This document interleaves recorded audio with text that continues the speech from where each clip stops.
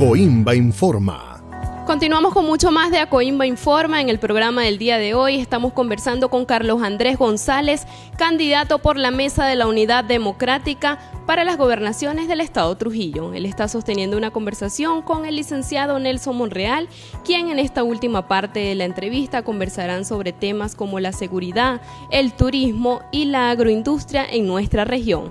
De esta manera les invito a que estén bien pendientes de esta conversación en nuestra sección Conversando con.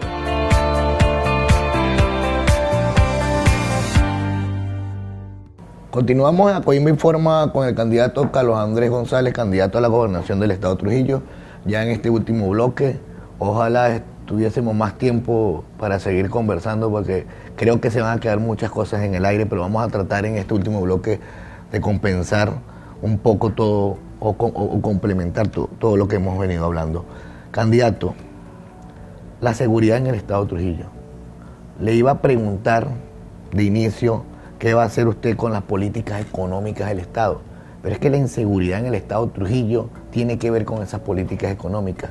No podemos nosotros, los empresarios, los agricultores, los ganaderos, trabajar cuando tenemos en zozobra, cuando tenemos dentro de la estructura de costos que está una partida para pagar vacunas, una partida para reponer todos los que nos roban. ¿Qué vamos a hacer con la inseguridad en el Estado Trujillo? Mira, muy grave la situación. Tenemos un gravísimo problema de inseguridad jurídica, de inseguridad personal y, por cierto, de ese tipo de inseguridad que son los bienes que todo el mundo detenta en su vida. Es muy grave. Cualquier empresario productor le pueden robar su finca o su empresa y dejarlo prácticamente quebrado, o lo pueden extorsionar o secuestrar, que es otro, o le pueden invadir, que es lo lamentable, le pueden invadir la finca, le pueden invadir la empresa y quitársela. Son tres tipos de inseguridades que son muy graves y que la gobernación tiene que tratar de atender, poner orden en esa situación. Pero el sistema policial es caótico, 3.200 policías, 1.200 de permiso, 2.000 efectivos en turnos que al final trabajan 1.000, quedan 500 porque hay otros 500 que tienen que cuidar a las personalidades y a los enchufados. Entonces hay 500 policías para casi 900.000 trujillanos. Ese es el diagnóstico. Ante eso tenemos que aumentar el número de efectivos, que es lo primero que tenemos que hacer. Tenemos que llevar a la policía hasta tener 10.000 efectivos en el Estado Trujillo para poder tener un sistema policial que cuide a la gente. Ese es un objetivo. Las policías municipales también tienen que ser otro objetivo. Los municipios tienen que tener policías municipales porque están más cerca de los vecinos, cuidándoles sus pertenencias, sus residencias.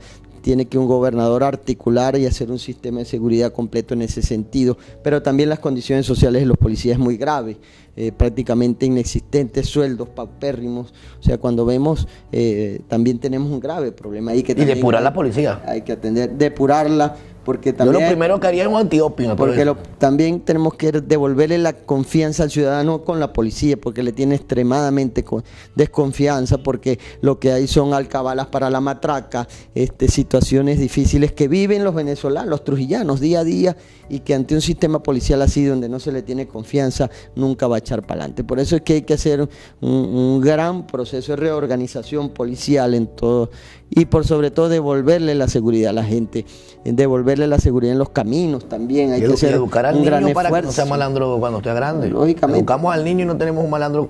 Ya eso son situaciones sobre educación y sobre oportunidades, que si la gente tiene oportunidades, si los jóvenes tienen oportunidades de trabajo, si los jóvenes tienen oportunidades de recrearse, de hacer deporte, de estudiar en la universidad, pues no se van a acercar a la delincuencia, sino van a seguir con una vida pues recta hacia donde debe ser, hacerse productivo. Pero si no hay oportunidades, que es el problema del actual gobierno regional, que no le brinda oportunidades a nadie, vamos a tener también gente incorporándose lamentablemente a los malos pasos de la delincuencia. Eso también es concatenado con esa situación. Claro, candidato, sin duda alguna, creo que el epicentro de una buena gestión tiene que ser la educación. Cuando se educa, cuando se trabaja la educación, pues es más fácil que se le haga en todo lo que es las políticas sociales, las políticas económicas, las políticas públicas, se vayan trabajando mucho mejor. Ahora bien, Trujillo tiene un gran potencial. Y uno de sus mayores potenciales está en la zona agroindustrial de Aguasanta, en la reactivación del puerto de La Ceiba. creo que, como lo habíamos hablado en Un Negro, es el epicentro de la economía en el estado de Trujillo, porque va a englobar todo, hasta el turismo. ¿Tiene el proyecto usted de la reactivación del puerto? Es lógico. Si algo es importante es el puerto de La Ceiba para nosotros. Un puerto para un estado, para una provincia, para una región en cualquier parte del mundo es una envidia. Cualquier región envidia que otra región tenga un puerto y nosotros lo tenemos prácticamente de adorno aquí en el estado de Trujillo. Un puerto que se la pasa cerrado y que no impacta la economía trujillana. Nosotros tenemos que reactivar ese puerto, pero por sobre todo esa estrategia de esa nueva economía trujillana basada en la agroexportación, en la mineral exportación, en el turismo, debe volcarse hacia producir y exportar productos procesados, embalados en Trujillo para las islas del Caribe, para el Mercosur, para el mundo entero si se puede. Tenemos el mejor sílice del mundo. Sílice, cemento, tenemos piedra picada, arena de todo tipo, todo eso se puede exportar. Los grandes complejos turísticos de las islas del Caribe se hacen con materiales venezolanos, se construyen, pero no hay un solo kilo o tonelada de material trujillano en esas islas exportándolo. Hacia ahí tiene que ser, y el puerto de La Ceiba es primordial para un nuevo desarrollo trujillano. Aprovechemos esa gran fortaleza que es nuestra agricultura y transformémoslos en productos terminados y exportables. Aprovechemos esa gran riqueza minera que tenemos en Trujillo, convertámoslos en productos exportables. Hacia ahí va a haber mucho empleo, pero por sobre todo que tiene que ser en base al emprendimiento, a las empresas familiares, no solo al simple obrero o empleado, sino que tenemos que tratar de democratizar ese reparto de esa riqueza entre la mayor cantidad de trujillanos. Ese es el núcleo del empresariado, lo que es el emprendimiento. Fortalecer el emprendimiento en el estado de Trujillo, porque tenemos que formar empresarios, que esos empresarios nos den más empleo. Creo que es el trabajo uno de los trabajos que tenemos que hacer. Ya para finalizar, candidato, hay que crearle al estado de Trujillo esa identidad, ese llevar la bandera en la mano, ponerla en su carro, esa calcomanía de la bandera del estado de Trujillo, ese decir que José Gregorio es de nosotros, que Rafael Rangel es de nosotros, que tenemos la Virgen de la Paz, y que hay algo muy importante que no voy a dejar de tocar porque yo soy fanático. Para mí el mejor equipo de fútbol del mundo se llama Trujillano Fútbol Club, y ya se convirtió en una identidad del estado de Trujillo, como José Gregorio se convirtió trujillano, y es un epicentro deportivo donde jala gente, donde se concentra todo el mundo y donde todo el mundo hace una fraternidad. ¿Qué ideas tiene Carlos Andrés González sobre la identidad trujillana, sobre el deporte trujillano, sobre Trujillano Fútbol Club? Hay que ver la identidad trujillana no solo como una calcomanía ni como una moda.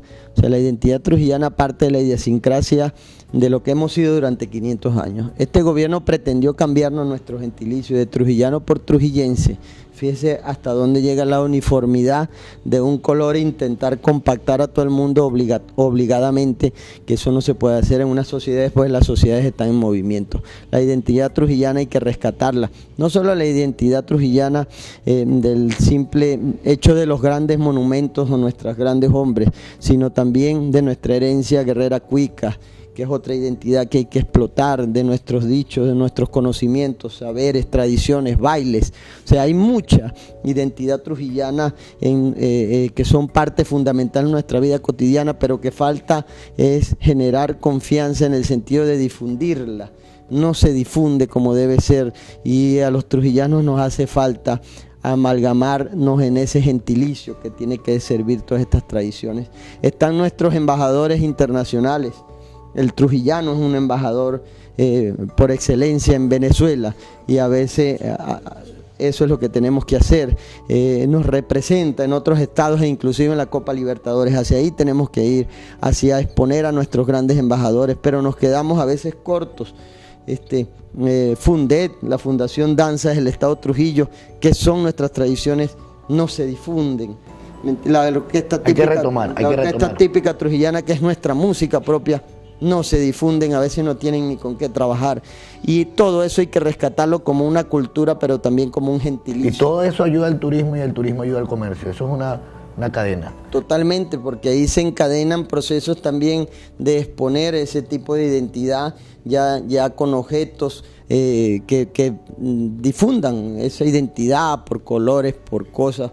Todo eso hay que rescatar. Candidato, de verdad,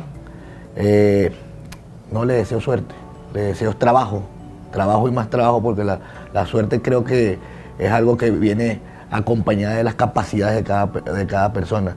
De verdad que gracias por estar aquí con nosotros en este su programa. Vamos, ojalá lo tengamos como gobernador del estado, en este caso. Pero con el favor de Dios. Bueno, ahí estamos trabajando. Bueno, Acoimba es epicentro de este tipo de conversaciones con los candidatos. Hemos tratado de conversar con el otro candidato, pero no nos ha dado respuesta. Estamos trabajando en eso. Es difícil ahorita llegar a todos los candidatos, porque algunos ponen trabas. Pero bueno, quiero no antes terminar este programa para hablar 30 segundos sobre las negociaciones que está haciendo el gobierno venezolano con la oposición venezolana.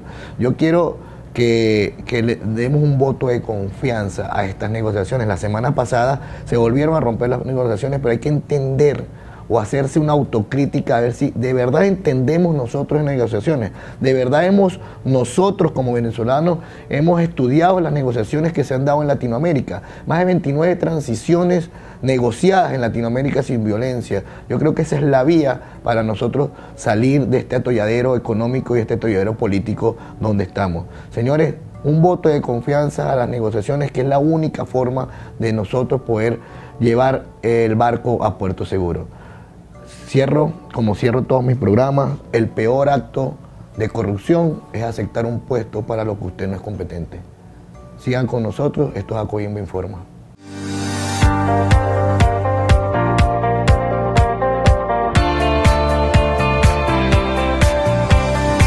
Acoimba Informa.